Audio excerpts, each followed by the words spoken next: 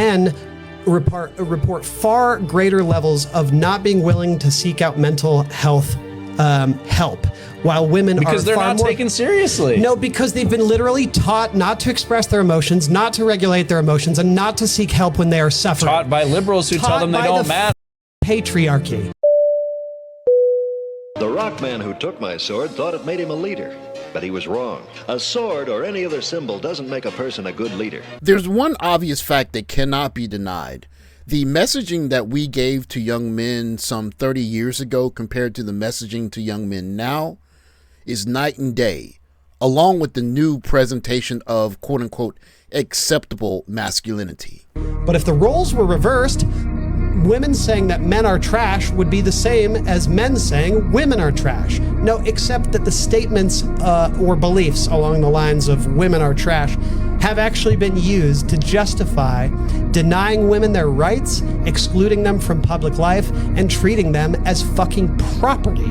What does is intelligence, respect for others, and an unselfish desire to do good. People are proud of a leader with those qualities, so if you develop them in yourself, you could become a good leader too. It's backed by actual systemic oppression. Women saying that men are trash is them venting from an oppressed group about their oppressors. In today's story, Skeletor was looking for a shortcut, a quick way to riches and power. You may know some people like that. But if the roles were reversed, women objectifying men would be just as bad as men objectifying women. Oh, except that men aren't living in a society where they've been reduced to sex objects for centuries, where their value is determined by fuckability, where objectification led to actual violence and systematic oppression. The people who succeed are the ones who work for what they want. So don't be fooled by those who say they have a sure thing. There's always a catch to it. Talk to us about He-Man. Now, of course, we know that you created these three prototypes of the barbarian, the spaceman, and the tank top, the military character with the tank head. Talk to us a little bit about the origins of He-Man and how you came up with the name He-Man. In 1980, Big Jim was hardly selling at all for Mattel. And Ray Wagner, the president of the company, in 1976 had passed on Star Wars, and it became a huge hit.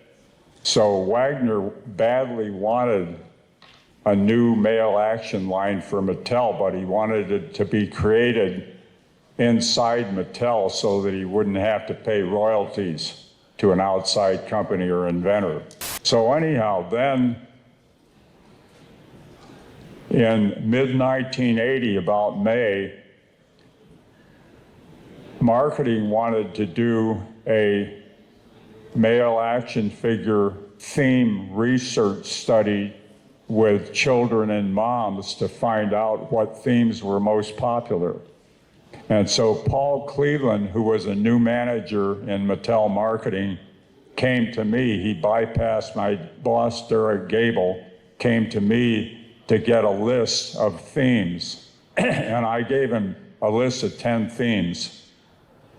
So then they market tested those themes, and they found out that the three most popular ones were the barbarian theme a la Frank Frazetta, and the current military theme a la G.I. Joe, and the space military theme a la Star Wars. And so there was a third product conference in December 18th, 1980 coming up, and everybody in Derek Gable's preliminary design group was trying to come up with a concept. And so the concept I originally created was He-Man. You know, television is not the only way to be entertained by an exciting story. There is another way. It's called reading. As young boys of the 1980s, many of us thought that our heroes looked like Optimus Prime, Mr. T, or even He-Man himself, but little did we know that our true heroes were guys behind the scenes like Roger Sweet, who was coming up with positive messaging and stories week in and week out, displaying a healthy masculinity to us that we wanted to emulate. He talked to young boys through his cartoons, not at young boys like you see now on social media. Millions of men who are killing themselves at 4 times the rate of women. Men are killing themselves because of men, not because of women.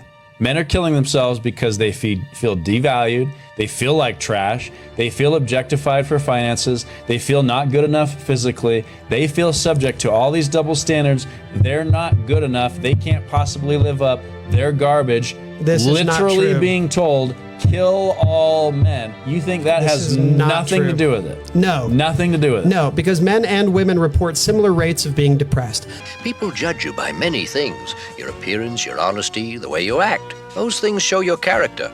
But men report far greater levels of not being willing to seek out mental health help, while women because they're not taken seriously. No, because they've been literally taught not to express their emotions, not to regulate their emotions, and not to seek help when they are suffering. Taught by liberals who tell them they don't matter. Fucking patriarchy. When you make a promise and don't keep it, it shows bad character. So always think before you speak and mean what you say. That way what you say will be respected. This is something that has been purported by men, and it is making men suffer. Men are also victims under patriarchy, just like women are. When we hear Roger Sweet speak of the time period where the project of He-Man was being pushed forward and eventually to our TV screens, it wasn't just him that saw it fit to have a healthy, stoic, masculine presence for young boys to see on a daily basis on television. There was the demand from several different places.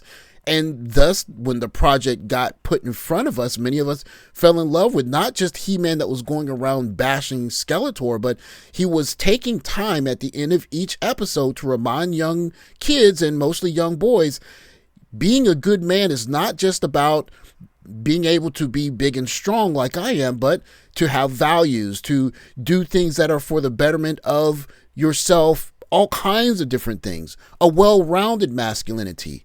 A far cry from what we have grown accustomed to today. Women saying that men are trash is them venting from an oppressed group about their oppressors. That is not the same thing. Again, context matters. In reality, no one can go back into the past. That's only make-believe. But we can try to learn from the past, from things that have happened to us, and try to apply them toward being better people today. So then Derek Gable and I went to the marketing guys, Mark Ellis and Paul Cleveland, and we said, do you want to do market research and chance the He-Man concept coming out not first? And they said no. So they quietly killed the market research on the rest of the line and decided to go with He-Man. Remember, it's today that counts. So make it the best day possible. Trying to claim that liberals are at all responsible for men committing suicide is fucking ridiculous. Again, it's men trying to shirk accountability for the bullshit system that they've set up. Zagraz had a problem. He lost his confidence in himself because he had once failed.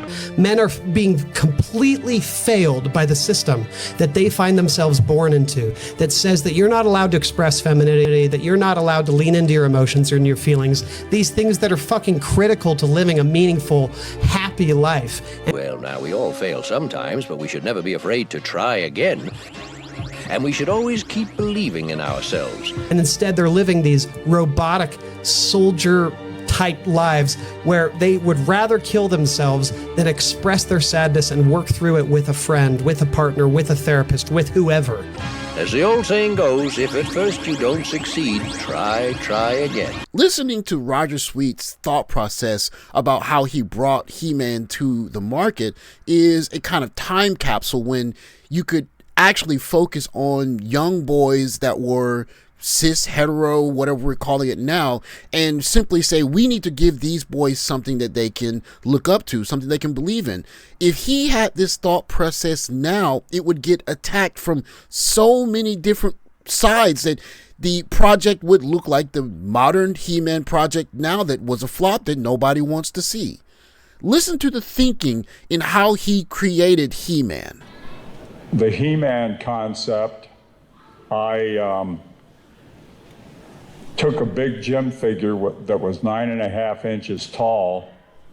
First of all, I looked over a bunch of male action figures, particularly the 3 3/4 inch ones they were scrawny little guys, and they were very fragile and would break very easily. In fact, I have one right now that has the arm torn off it. And so I decided on this new line of figures that I would do, I hadn't named them yet, that I would make a figure that was standing in a battle action pose so that no matter how you looked at him, he'd look good, pretty good.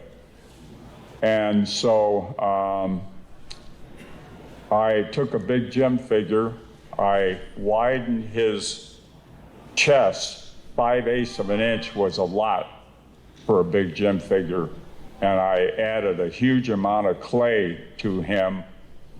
I spent 2 days making this clay model over Big Jim. I still didn't have a name for this guy. And so I took this clay model to the Mattel mold shop, and I gave it to the mold shop and said I need 5 plaster casts of this. So then I went back and I brainstormed a 2-page list of names. Great man, tough guy, terrific guy, you know, all kinds of different names. But the instant I got that He-Man name, by the power of Grayskull,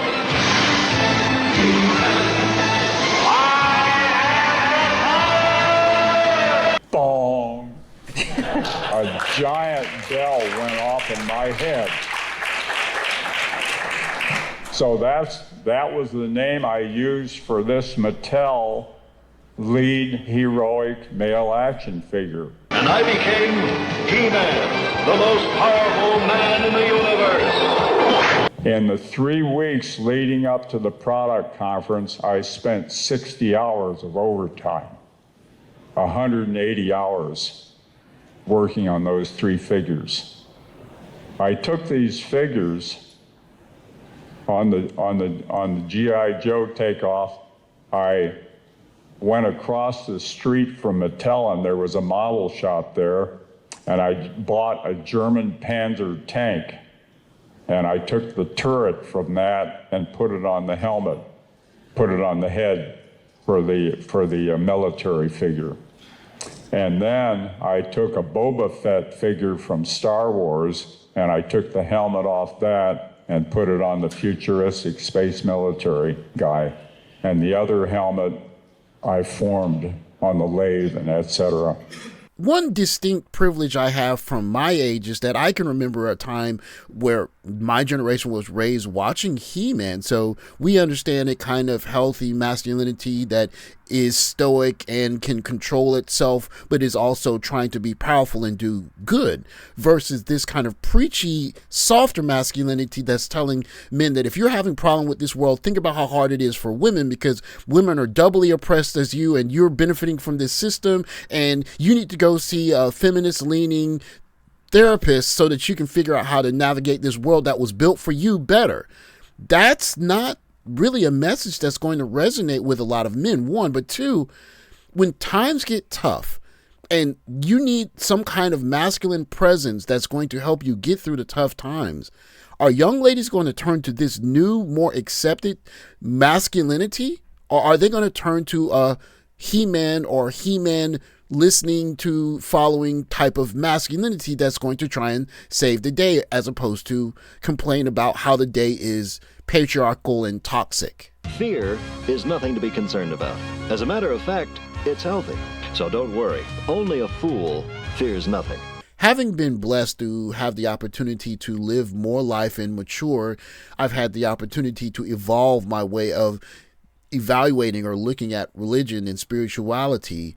Instead of the traditional ways of you're here and then you're not here, I see it more as a transitioning to a spiritual realm, and the people that have touched many different people are the ones who live forever. We saw that with the release of Michael Jackson's new movie. People were going crazy this weekend because the feeling he gave through his music is still there. He is still on this earth, just in a different form.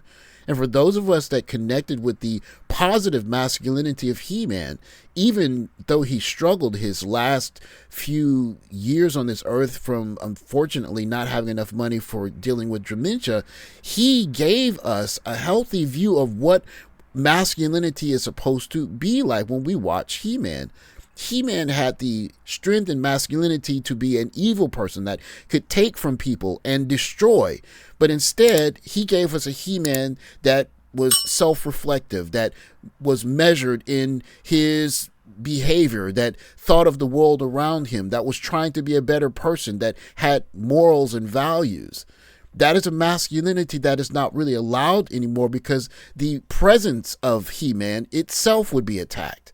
How can you have a muscle-bound, even white man, dare I say it, and I don't really have an issue with He-Man because so what if he's white? He's our He-Man. But that presentation is just not going to be allowed anymore. And so you have new, unfortunately, generations of young men that don't have any positive masculinity to look to. And instead, what they're getting is a softer, more preacher masculinity telling them be more feminine, except at the time when it really matters. And unfortunately, I think the time where true masculinity really matters is quickly approaching. And I think we're going to see very soon how important actual true masculinity is versus this preachy liberal masculinity that does nothing but point fingers and calls people's names. Thanks for watching. Like, subscribe, comment below. I'll catch you next video. Take care, guys.